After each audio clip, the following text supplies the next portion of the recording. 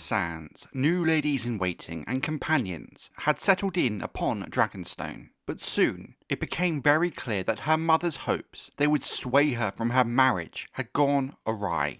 These wise women had been sent to dissuade the young and impressionable queen, to convince her that her marriage was not just unwise, but impious. Yet, neither prayer nor sermon, not even readings from the seven-pointed star itself, could shake Alysanne Targaryen's certainty and resolve, a trait that would follow her whole life. She remained utterly convinced that the gods themselves had ordained that she should wed her brother Jaehaerys, to stand beside him as a confidant, his partner, and the mother of his children. He will be a great king, she told Septa Jezebel, Lady Lucinda Tully, and the others, and I will be a great queen. So steadfast was her belief, and so gentle and loving her nature in all else, to the horror of Queen Alyssa and Lord Rogar, the Sceptres and companions found themselves unable to condemn her. With each passing day, they grew closer to her cause. Lord Rogar Baratheon's own efforts to drive a wedge between Jaehaerys and Alysanne fared no better than his wife's. The young king and queen were devoted to one another, though in their later years would see some quarrels and separations, only to be followed again by reconciliations. Septon Oswick and Maester Culloper both recorded that no harsh words nor shadows ever troubled their time together on Dragonstone before the king came of age. In fact, most court records suggest any harsh words or arguments between the pair were very rare and only occurred when dealing with the most important of matters. As for Coryanne Wylde, Lord Rogar's supposed lewd agent, the truth remains more uncertain. Did she fail to seduce the king, or never attempt it at all? Might the oft-told tale of their meeting at the inn with Rogar or one of his brothers be more than an invention? Any of these possibilities could be true. The author of A Caution for Young Girls would have it otherwise. Yet, even that dubious account fractures into numerous contradictory versions, each more scandalous than the one before. The tale over the centuries has morphed and changed countless times. It's hard to discern what, if any of it, could be true. It would hardly suit the central figure of such tales to admit rejection, or that no opportunity ever arose. Instead, the accounts include lurid embellishments. A wanton tale claims that Lady Coryanne not only lay with the king, but with all 7 members of the King's Guard, each passing her along in turn. The high and the low amidst such excess, yet still asserts Jaehaerys welcomed her into his bed, even drawing Queen Alysanne into such encounters. Scenes more commonly attributed to the pleasure houses of Lys than the court of a young king. A somewhat more plausible version appears in Sins of the Flesh, wherein Coryanne Wylde does succeed in luring King Jaehaerys into her bed, only to find him awkward, uncertain, and overly eager, as most boys of his age are said to be in their first encounters. By this time, however, Coryanne had come to admire and respect Alysanne, as if she was my own little sister, and had developed a fondness for Jaehaerys as well. Rather than seeking to undermine their marriage, she instead resolved to strengthen it, taking it upon herself to instruct the young king in the arts of love, so he might not disappoint when the time came to share a bed with his wife. This account may be no less fanciful than the others, yet it possesses a certain gentleness that has led some scholars to conclude there might perhaps contain a small grain of truth to it. Such tales remain little more than scandalous invention, and history offers only one certainty regarding Lady Coryanne of House Wylde, the supposed author of A Caution for Young Girls. On the 15th day of the 6th moon of 50 AC, she fled Dragonstone by night in the company of Sir Howard Bullock, the younger son of the castle's master-at-arms. Though wed, Sir Howard abandoned his wife, taking much of her jewellery with him. A fishing boat carried the pair to Driftmark, where they secured passage to the free city of Pentos. From there they journeyed onward to the disputed lands, where Sir Howard entered the service of a Salsor company, known, without much imagination, as the Free Company. 3 years later, he died in Mere, not in battle, but after a drunken fall from his horse. Left alone and destitute, Coryanne Wylde continued on, her later wanderings and escapades forming the substance of her notorious writings. Of her, little more needs to be said. By the time news of her flight, along with the stolen jewels and stolen husband, had reached Lord Rogar Baratheon in the Red Keep, it was plain that his designs had come to nothing. As of those of Queen Alyssa, neither piety nor temptation had succeeded in breaking the bond between Jaehaerys and his queen, Alysanne. Moreover, even more devastating for the regent and the Hand, news of the king's marriage had begun to spread far and wide. Too many witnesses had seen the confrontation at the castle gates of Dragonstone, and the lords who came later to the Smoky Isle could hardly fail to notice Alysanne always at Jaehaerys' side, nor the clear affection between them. Rogar Baratheon might speak of tearing out tongues, yet he was powerless to halt the whispers as they travelled across the realm, and even beyond the Narrow Sea, where the Magisters of Pentos and the sellswords of the Free Company were no doubt amused by the tales of Coryanne Wylde. "It is done," the Queen Regent told her counsellors, when at last she embraced the truth. "It is done and cannot be undone. 7 save us. We must live with it now, and use all our strength to shield them from what may follow." She had already lost 2 sons to Maegor the Cruel, and a chill had grown between herself and her eldest daughter. She could not endure the thought of losing the 2 children who remained to her as well. Rogar Baratheon, however, did not accept the matter so calmly. His wife's words only stirred his anger, and before Grand Maester Bennifer, Septon Matthias and Lord Daemon Velaryon and the others, he had spoken with open scorn. "You are weak," he declared. "As weak as your first husband, as weak as your son. A mother may be forgiven for such sentiments, but not a regent, and never a king. We were fools to crown Jaehaerys. He thinks only of himself, and will prove a worse king than his father. Thank the gods it's not yet too late. We must act now and set him aside." A nervous hush fell across the chamber at those words. The Queen Regent stared at her husband in sheer disbelief and shock, and then, almost as if to prove his accusation, she began to weep, silent tears slipping down her pale cheeks. Only then did the others find their voices. "Have you lost your wits?" Lord Velaryon demanded. Lord Corbray, commander of the City Watch, simply shook his head. "My men will never accept such a thing." Grand Maester Bennifer exchanged a glance with Prentice Tully, the Master of Law, before Lord Tully himself spoke. "Do you mean to claim the Iron Throne for yourself?" Rogar denied it at once, and vehemently. "Never. Do you take me for a usurper? I seek only what is best for the realm. No harm needs to come to Jaehaerys. We can send him to Oldtown, to the Citadel. He is such a scholarly boy. A maester's chain would suit him well. Then who is to rule?"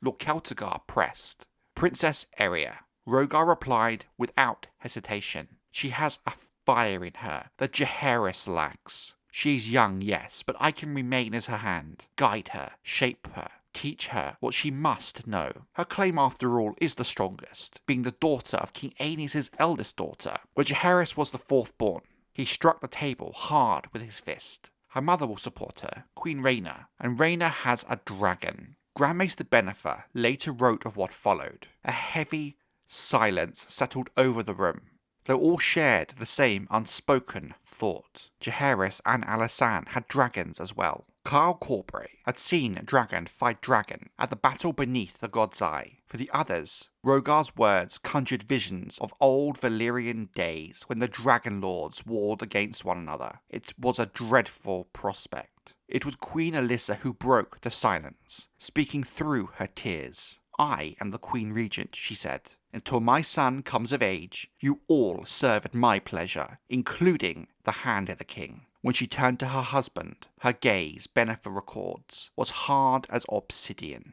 "Your service no longer pleases me, Lord Rogar. Leave us and return to Storm's End. We shall not speak of this treason again." It was now Rogar Baratheon's turn to stare at his wife in disbelief. "Woman, you think you can dismiss me?" "No." He gave a short, incredulous laugh. "No." It was then that Lord Corbray rose, drawing his Valyrian steel blade, Lady Forlorn, the pride of House Corbray, and laid it down upon the table, its point aimed at Rogar. "Yes," he simply said.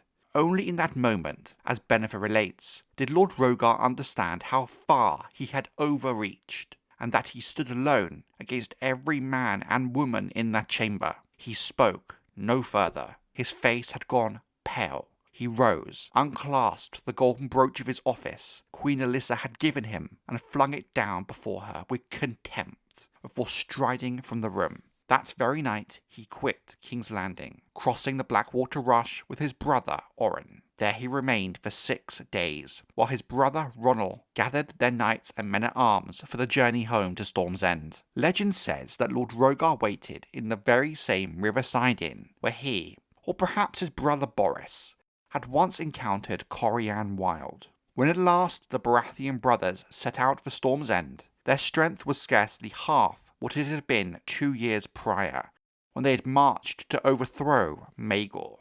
Many of their men had chosen to remain behind, lured by the taverns, brothels, and diversions of a great city over the damp fortresses and windswept hills of the Stormlands. I never lost so many men in battle as I did the flesh pots and alehouses of King's Landing, Rogar would later remark with bitterness. Among those lost to him was Jaehaerys Targaryen. On the night of Rogar's dismissal, Sir Ronald Baratheon and a dozen men-at-arms forced their way into her chamber in the Red Keep, intending to carry her off, only to discover that Queen Alyssa had acted first. The girl was already gone, and none of her servants could say where. It was later revealed that Lord Corbray had spirited the girl away at the Queen's command, disguised in the rough garb of a common girl. Her silver-gold hair dyed a dull and common brown. Princess Jaehaerys spent the remainder of the regency working in a stable near the King's Gate. She was only 8 years old, but dearly loved horses. In later years, she would recall that time as the happiest of her life.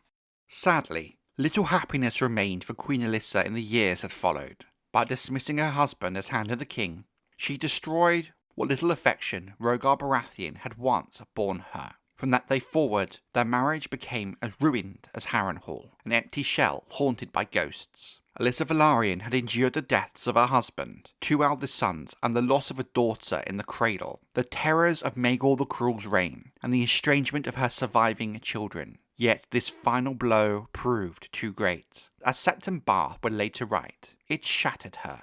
Contemporary accounts from Grand Maester Bennifer echo Barth's assessment. With Rogar gone, Queen Alyssa named her brother Daemon Velaryon as Hand of the King, sent word to Dragonstone informing Jaehaerys of part, though not all, of what had transpired, and withdrew to her chambers within Maegor's Holdfast. For the remainder of her regency, she took no further part in the governance of the realm, leaving the rule of the 7 kingdoms to Lord Daemon. It would be a pleasing thing to say that Rogar Baratheon learned his lesson once he returned to Storm's End, reflected upon his failures and repented for his course. Such was not in his nature. He was a man who did not yield, and the taste of defeat sat bitterly upon him. In war he liked to boast he would never lay down his axe, while life remained in him, and now he regarded the matter of the king's marriage as his own personal war, one he was determined to still win. One final folly remained to him, and he did not hesitate to pursue it. Thus it came to pass that in Oldtown, at the mother house beside the Starry Sept, Sir Oren Baratheon appeared suddenly with a dozen men-at-arms and a letter bearing Lord Rogar's seal, demanding that the novice Rhaella Targaryen be surrendered to them at once. Pressed for an explanation, Sir Oren would say the Lord had urgent need of the girl at Storm's End.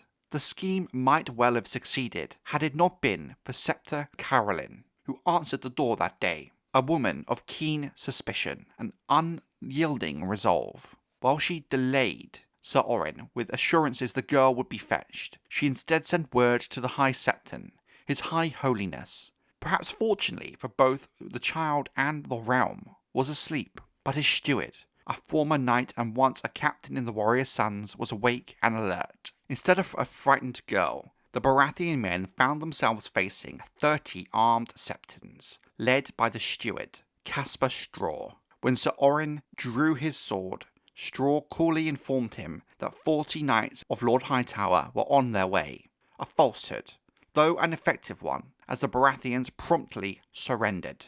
Under questioning, Sir Oren revealed the entire scheme. He had been sent to bring the girl to Storm's End, where Lord Rogar intended to force her to confess she was in truth Princess Arya, not Rhaella, and then proclaim her queen. The High Septon, a man gentle yet lacking firmness, heard Oren's confessions and granted him forgiveness. Lord Hightower, however, was far less inclined to mercy. Upon learning of the plot, he had the Baratheons thrown into the dungeon below the High Tower and sent full accounts of their affairs to both King's Landing and Dragonstone. Donald Hightower, long known as Donald the Delayer for his hesitance in many other matters, showed no such reluctance here, and seemed unconcerned by the prospect of offending Storm's End by imprisoning Lord Rogar's own brother.